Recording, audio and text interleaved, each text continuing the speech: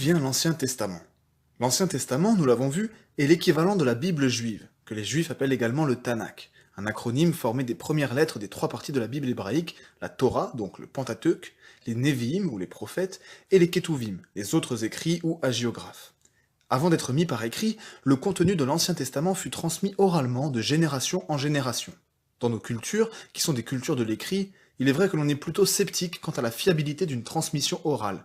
Mais il faut savoir que la culture sémitique ancienne était une culture de l'oralité, et que par conséquent, ils étaient des plus rigoureux dans leur pratique de la transmission orale.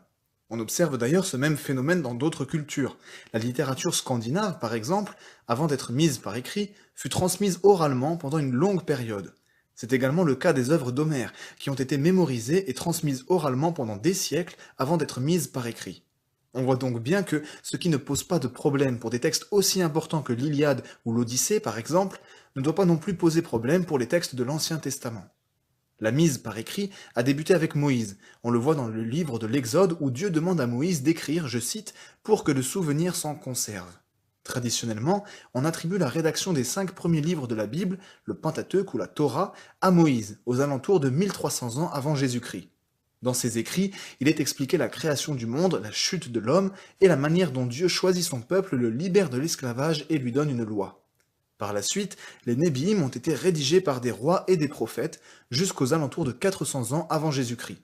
Parallèlement à cela ont été pareillement rédigés les Ketuvim, qui constituent essentiellement une littérature poétique et de sagesse. Ces écrits étaient déposés dans le temple et ont été recopiés à la main pendant près de 3000 ans, jusqu'à l'invention de l'imprimerie au XVe siècle.